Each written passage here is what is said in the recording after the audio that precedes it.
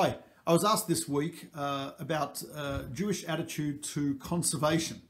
By conservation, what I mean is preserving a species of animal, preserving a species of plant, conserving natural land, etc. Is there a Jewish attitude to this? Do we care if some species of insect dies out? Do we care if the dodo bird becomes extinct? Do we care if a certain tree no longer bears fruit? What is our concern here? So I think there is a number of concerns. First of all, the Bible, actually the Torah, prohibits cutting down a fruit-bearing tree. And it does this even in a time of a siege and a war, and it prohibits cutting down a fruit-bearing tree. And it's interesting, it's known in Hebrew as lo tashchit, do not destroy it. And that type of destruction means a wanton, unnecessary destruction. And the Sefer HaChinuch, one of our great commentators on the commandments, an anonymous author actually from 13th century Spain, he writes that we derive from here that one should not destroy anything. He says a righteous person should be concerned about any destruction and should not want anything destroyed, whether it be a plant or an animal. And he says even something as small as a mustard seed should concern a righteous person because, and he doesn't explain this completely, but I think it's because inasmuch as God created it and it is part of the complete world, so we should be concerned about wanton waste and destruction. And that would be point number one. Point number two, there's a level of enlightened self-interest involved in preserving the environment, species, plants, primarily because we have no idea of the degree of interconnectivity of everything in the world to everything else. It could be that some bird, like the dodo bird, becomes extinct and a certain tree starts to die out because its seeds used to germinate by going through the digestive system of the dodo bird. That tree starts to die out, and that tree was a habitat for other animals, or it was food for other animals. So if the food and the habitat dies out, that means some other animal will start to die out. That means a certain predator will become dominant, and so on and so forth. There's an incredible interconnectivity which is probably beyond our comprehension, and consequently, any time anything is destroyed, we have to be concerned about it because for purely selfish reasons as to how it will affect ourselves and our survival. That would be point number two. Point number three, I heard from my teacher, Rabbi Shapiro, who said that everything in the physical world, according to the Zohar, Jewish work of Kabbalah, everything in the physical world is a reflection of something spiritual.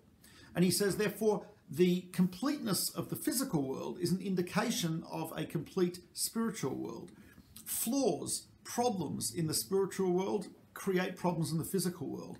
And it could be also that problems in the physical world can create problems in the spiritual world. So aside from the ecological interconnectivity, what they call the butterfly effect, aside from that, there's also the issue of our spiritual world and our spiritual connections, something which we cannot observe, but sometimes we can feel the effects of it, is represented in the physical world. And hence, we are concerned about the destruction of anything in the physical world as well.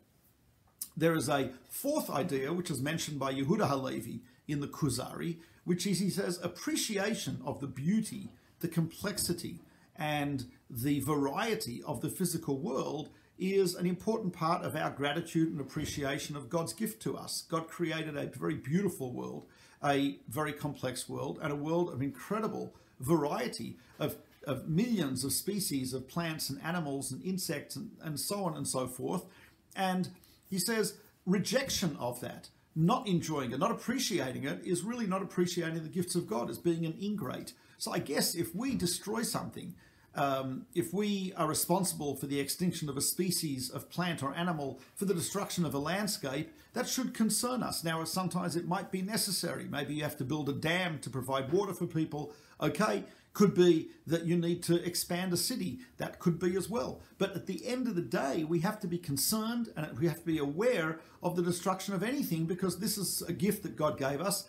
Destroying it wantonly is really, in a sense, throwing the gift back in God's face. And that is something which Rabbi Levi says is completely and utterly inappropriate. So we have a number of reasons that we are concerned with the physical world, with both because of or because we should be concerned with any type of destruction because there's a biblical command not to destroy things, and secondly, because of the interconnectivity of everything, so we should be concerned, enlightened self-interest at the impact on ourselves and our environment.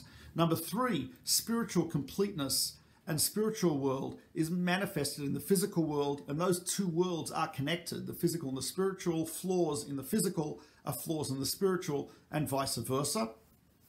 And in addition, it's a matter of gratitude and appreciation of the gifts that God has given us. So, and I would add one more idea, which is not so obvious, but we believe that we can learn something from everything in the world, whether it be learning modesty from the cat, learning from the ant, productivity and tenaciousness and other attributes that we can learn from animals, whether it be learning about geometry, whether it be learning about biology, chemistry, areas that can actually help a person. So the physical world is all part of that, and that's all there for us to learn about God, for us to learn about the world, for us to learn about ourselves. Consequently, we should be concerned with destruction of any part of that or any piece of that as well.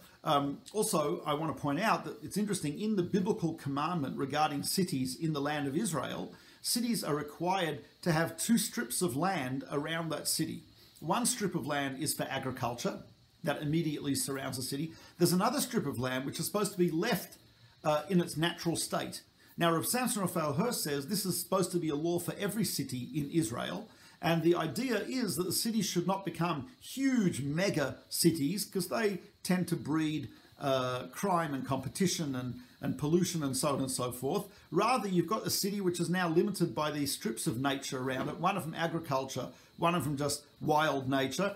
And I think the purpose of that is so people can see it, people can visit it. Rashi tells us so people can enjoy the fresh air that results from these strips of nature and land around the city. And so we see the Torah is concerned with the preservation of nature, both in terms of the agriculture, which is obviously pragmatic, but also in terms of perhaps the aesthetics and the quality of life and just the appreciation of God's world. So that's a little bit of an answer, hopefully, to that question.